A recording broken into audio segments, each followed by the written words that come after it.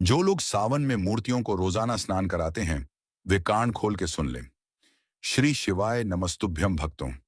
आज का यह विषय जितना साधारण दिखाई देता है, उतना है नहीं, क्योंकि अक्सर हम भक्ति में कुछ ऐसे कार्य कर बैठते हैं जो हमें पुण्य के स्थान पर अनजाने में दोष की ओर ले जाते हैं। कई बार हमारी भक्ति बिल्कुल शुद्ध होती है, भावना बिल्कुल सच्ची होती है, लेकिन पूजा विधि में की गई एक छोटी सी भूल पूरे घर के वातावरण को प्रभावित कर देती है। इसीलिए भक्तों, आज इस वीडियो में हम सावन के इस पवित्र महीने में पूजा घर और मंदिर से जुड़े उन सभी सवालों पर विस्तार से बात करेंगे जो लगभग हर भक्त के मन में कभी ना कभी जरूर आते हैं। तो भक्तों, क्या आपने कभी यह सोचा है कि सावन में हम रोज भगवान की पूजा तो करते हैं, लेकिन क्या हम सही तरीके से करते हैं? क्या सावन में मूर्तियों को रोज स्नान कराना वास्तव में आवश्यक है? क्या दीपक और घंटी को प्रतिदिन धोना सही है या नहीं? क्या दीपक से अगरबत्ती जलाना कहीं पाप तो नहीं है? क्या एक ही कमरे में मंदिर रखना उचित है? और यदि घर छोटा हो तो किन देवी देवताओं को अपने पूजा स्थान में अवश्य रखना चाहिए? ये वे प्रश्न हैं जो लगभग हर भक्त के मन में कभी ना कभी अवश्य आते हैं, लेकिन संकोच के कारण पूछ नहीं पाते हैं। तो भक्तों, आज हम इन्हीं सवालों के उत्तर देंगे। लेकिन उससे पहले वीडियो को लाइक करें, चैनल को सब्सक्राइब करें और कमेंट बॉक्स में ओम नमः शिवाय या हर हर महादेव जरूर लिखें। देखिए भक्तों, कई लोग डर के कारण पूजा करते हैं। उन्हें लगता है कि यदि पूजा में थोड़ी सी भी गलती हो गई तो भगवान नाराज हो जाएंगे। वहीं कुछ लोग यह सोचकर बिना नियम के पूजा करते हैं कि भगवान तो केवल भावना देखते हैं। लेकिन भक्तों, शास्त्र यह बताते हैं कि भावना के साथ साथ मर्यादा और विधि का भी विशेष महत्व है। जैसे माता पिता अपने बच्चे का प्रेम समझते हैं, लेकिन साथ ही अनुशासन भी सिखाते हैं, ठीक वैसे ही भक्ति में प्रेम के साथ नियम भी आवश्यक हैं। नियम डराने के लिए नहीं, बल्कि संतुलन बनाए रखने के लिए होते हैं। तो भक्तों, सबसे पहले उस स्थिति की बात करते हैं जब घर छोटा हो। मान लीजिए आपके पास केवल एक ही कमरा है। आप किराए के मकान में रहते हैं या छोटे फ्लैट में रहते हैं। उसी कमरे में आपको सोना भी है, खाना भी बनाना है और पूजा भी करनी है। तो क्या ऐसे में मंदिर रखना उचित है, या फिर ऐसा करना शास्त्र के विरुद्ध है? तो भक्तों, शास्त्र स्पष्ट कहते हैं कि बिना मंदिर का घर अधूरा होता है। घर छोटा हो या बड़ा, उसमें ईश्वर का स्थान अवश्य होना चाहिए। यदि एक ही कमरा है तब भी मंदिर रखा जा सकता है। बस ध्यान यह रखना है कि मंदिर कभी भी फर्श पर ना हो।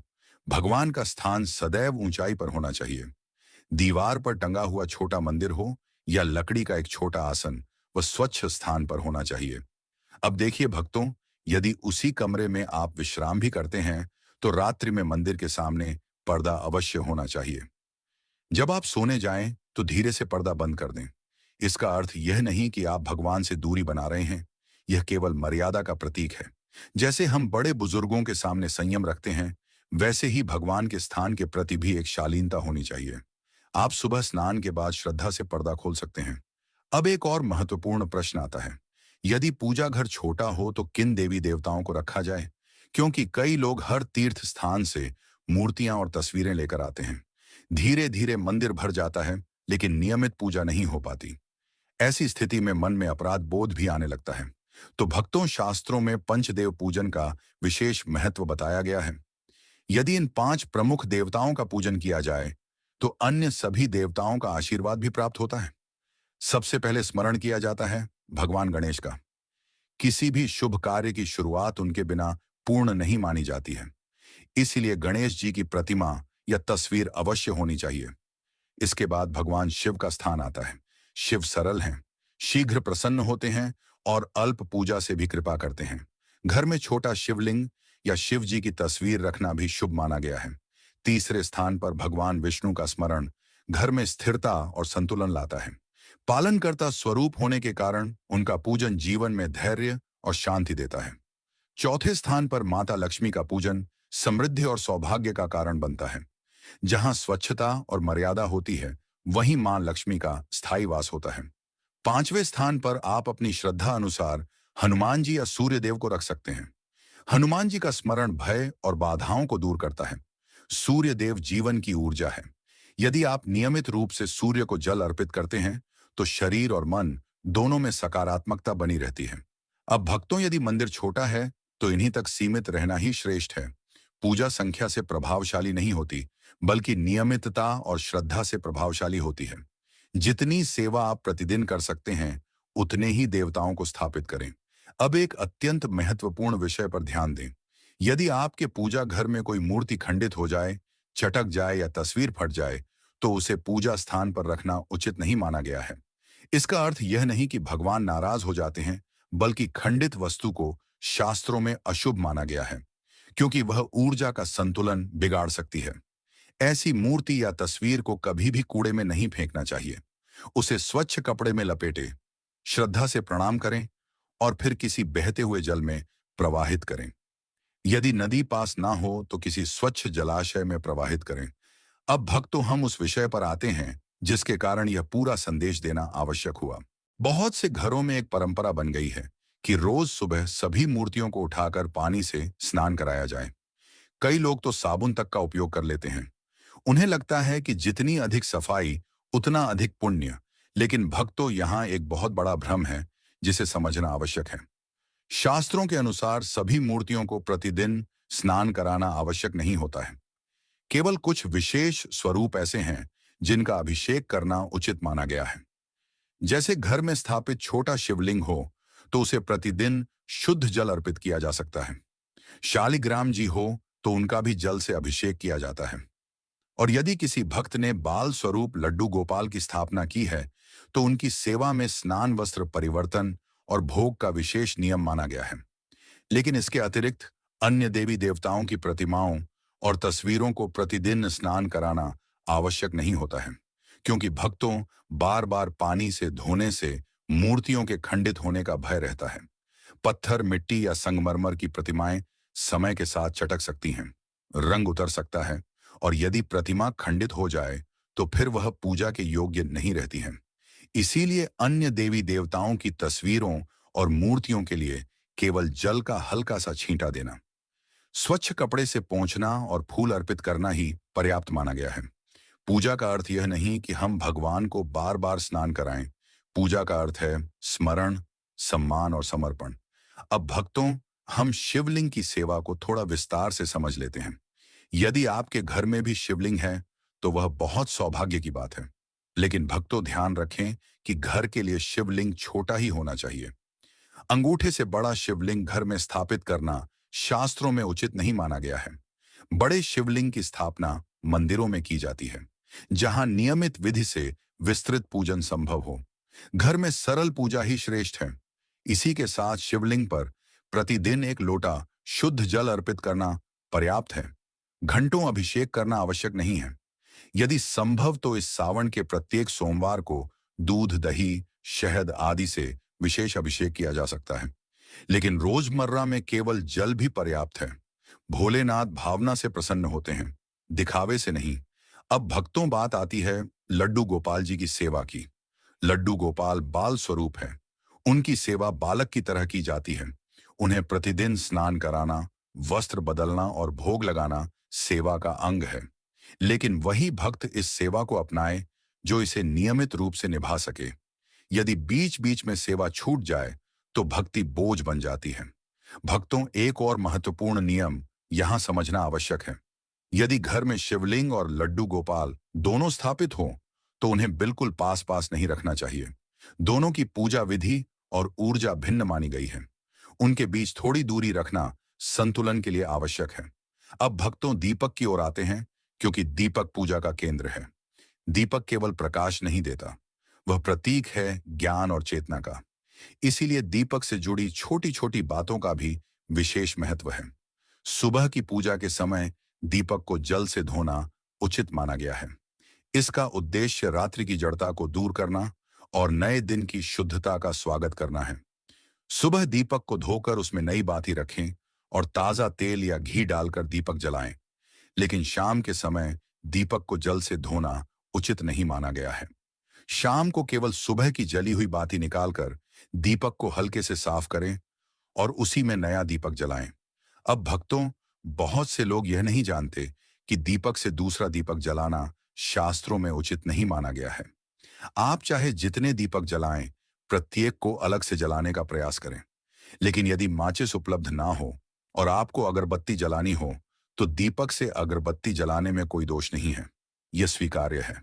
परंतु जलते हुए दीपक को कभी भी फूंक मारकर नहीं बुझाना चाहिए। दीपक को या तो स्वयं शांत होने दें या उचित विधि से बुझाएं। अब भक्तों, दीपक के प्रकार की भी बात कर लें। पूजा घर में पीतल, तांबा, चांदी या मिट्टी का दीपक शुभ माना गया है।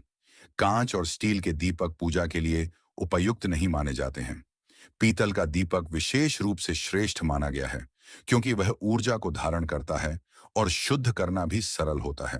अब भक्तों, घंटी की बात करें। घंटी की ध्वनि वातावरण को शुद्ध करती है और मन को एकाग्र करती है, लेकिन घंटी को अत्यधिक जोर से या लंबे समय तक बजाना आवश्यक नहीं है। मधुर और संयमित ध्वनि ही पर्याप्त है। घंटी को रोज पानी से धोना भी आवश्यक नहीं है। समय समय पर स्वच्छ लेना ही पर्याप्त है। अब महाराज, हम उस विषय की बात करते हैं जिसे बहुत कम लोग समझते हैं, लेकिन जिसका प्रभाव बहुत गहरा होता है। वह है पूजा घर में जल रखना।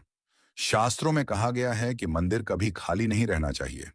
इसलिए पूजा स्थान में प्रतिदिन एक लोटा शुद्ध जल अवश्य रखना चाहिए। यह केवल एक बर्तन में रखा पानी नहीं होता, यह जीवन का प्रतीक होता है। जल में ऊर्जा को धारण करने की क्षमता होती है। जब वह भगवान के समीप रखा जाता है तो वह वातावरण की सकारात्मकता को अपने भीतर समेट लेता है। सुबह पूजा के समय एक स्वच्छ पात्र में जल भरकर रखें। यदि संभव हो तो उसमें फूल डाल दें और उसे ढक कर रखें। अगले दिन उस जल को किसी पौधे में अर्पित किया जा सकता है, घर के मुख्य द्वार पर छिड़का जा सकता है या श्रद्धा से थोड़ा सा स्वयं ग्रहण भी किया जा सकता है। लेकिन एक बात का विशेष ध्यान रखें। एक बात, उस जल को तुलसी के पौधे में नहीं डालना चाहिए। शास्त्रों में इसे वर्जित बताया गया है। तुलसी जी को अलग से स्वच्छ जल अर्पित किया जाता है। अब भक्तों, बात करते हैं शंख की। बहुत से घरों में शंख रखा होता है, लेकिन उसकी सेवा का ज्ञान नहीं होता। शंख को केवल सजावट की वस्तु समझकर नहीं रखना चाहिए। शंख को भगवान विष्णु का स्वरूप माना गया है। इसलिए यदि आपके पूजा घर में शंख है तो उसे सीधे फर्श पर कभी ना रखें। उसे किसी स्वच्छ कपड़े या आसन पर ही स्थापित करें। प्रतिदिन सुबह शंख में शुद्ध जल भरना शुभ माना गया है। यदि तुलसी दल उपलब्ध हो तो शंख पर तुलसी पत्र अर्पित करना अत्यंत पुण्यदायक माना गया है। तुलसी और विष्णु का संबंध बहुत पवित्र है, इसीलिए शंख पर तुलसी चढ़ाने से घर में सात्विकता बढ़ती है। लेकिन ध्यान रखें कि शंख को बार बार इधर उधर ना घुमाएं। उसका स्थान स्थिर और सम्मानित होना चाहिए। अब भक्तों, भोग की बात करते हैं। कई लोग भ्रम में रहते हैं कि क्या हर देवता के लिए अलग अलग भोग लगाना आवश्यक है। सामान्य दिनों में ऐसा आवश्यक नहीं है।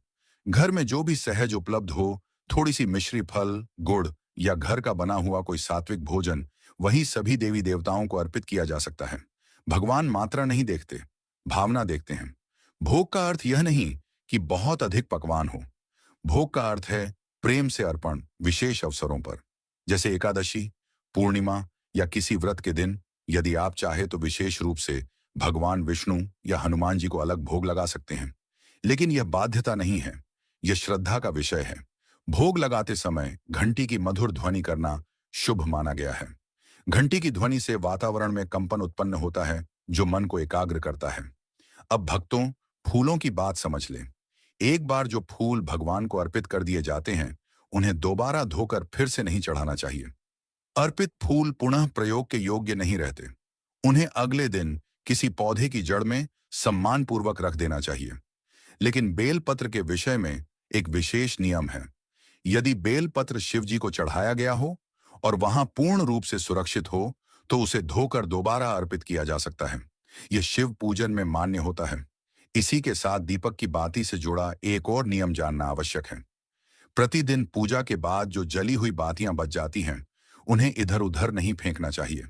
उन्हें किसी एक पात्र में एकत्र करते रहें।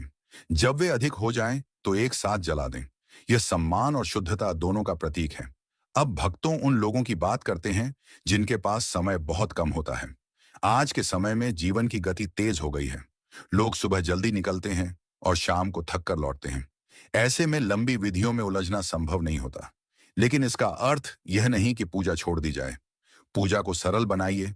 सुबह उठकर केवल दीपक जलाइए, भगवान को प्रणाम कीजिए और धन्यवाद दीजिए कि एक और दिन मिला। यह भी पूर्ण भक्ति है। यदि समय हो तो आरती कीजिए। यदि समय ना हो तो दीपक को 5 या 7 बार भगवान के सामने घुमा दीजिए। यह भी पर्याप्त है। भक्ति को इतना जटिल ना बनाएं कि वह छूट जाए। सरलता ही स्थिरता लाती है। अब भक्तों, हम उस विषय पर आते हैं जिस पर अक्सर घरों में धीरे से चर्चा होती है, लेकिन खुलकर समझाया नहीं जाता। यह विषय विशेष रूप से माताओं और बहनों से जुड़ा है। मासिक धर्म के समय पूजा के नियम, इस विषय में बहुत भ्रम है, बहुत मतभेद है और कई बार अनावश्यक डर भी है। शास्त्रों के अनुसार मासिक धर्म के दिनों में स्त्री को विश्राम देना ही मुख्य उद्देश्य है। ये समय शरीर के लिए संवेदनशील होता है, इसलिए इन दिनों में मंदिर के कार्यों से विराम लेने की परंपरा बनाई गई। इसका अर्थ यह नहीं कि स्त्री अपवित्र है या भगवान उससे दूर हो जाते हैं। भगवान तो सर्वव्यापी हैं, वे भावना देखते हैं। लेकिन परंपरा का उद्देश्य शरीर को विश्राम देना और ऊर्जा का संतुलन बनाए रखना है। यदि घर में कोई अन्य सदस्य पूजा कर सकता है, तो इन दिनों में वही पूजा कर ले। यदि ऐसा संभव ना हो, तो इन दिनों केवल मन से भगवान का नाम जप करना पर्याप्त है। भगवान का स्मरण करने में कोई दोष नहीं है। नाम जप, ध्यान और प्रार्थना मन से की जा सकती है। स्वयं पर मानसिक दबाव ना बनाएं। भक्ति में तनाव नहीं होना चाहिए। अब भक्तों, पूजा के समापन की बात करते हैं। पूजा का अंतिम और महत्वपूर्ण भाग है आरती। आरती केवल एक गीत नहीं है, वह ऊर्जा का परिक्रमा है। जब हम दीपक को भगवान के सामने घुमाते हैं, तो हम अपने जीवन के अंधकार को ज्ञान के प्रकाश से दूर करने का संकल्प लेते हैं। यदि समय हो तो पूर्ण आरती अवश्य करें, लेकिन यदि समय कम हो तो दीपक को 5 या 7 बार घुमा देना भी पर्याप्त है। इसी के साथ भक्तों, एक बात और समझ लें, पूजा दिखावे के लिए नहीं होती है। कई लोग सोचते हैं कि जितनी अधिक वस्तुएं होंगी, जितनी अधिक विधियां होंगी, पूजा उतनी ही श्रेष्ठ होगी। लेकिन महाराज, पूजा की शक्ति उसकी सरलता में छिपी है। यदि पूजा भारी लगने लगे, यदि नियम बोझ लगने लगे, तो समझ लीजिए कि कहीं ना कहीं संतुलन बिगड़ रहा है। पूजा घर को हमेशा स्वच्छ रखें, वहां अनावश्यक वस्तुएं जमा ना होने दें। समय समय पर मंदिर की सफाई करें। दीपक, घंटी, शंख और पात्रों को व्यवस्थित रखें। मंदिर में रखी हर वस्तु सम्मान की पात्र है। वहां बैठते समय मन शांत रखें। क्रोध, विवाद या नकारात्मक बातों को मंदिर के पास न लाएं। तो यदि आपको यह जानकारी उचित लगी हो, तो वीडियो को लाइक करें, चैनल को सब्सक्राइब करें और कमेंट में ओम नमः शिवाय या हर हर महादेव जरूर लिखें। धन्यवाद।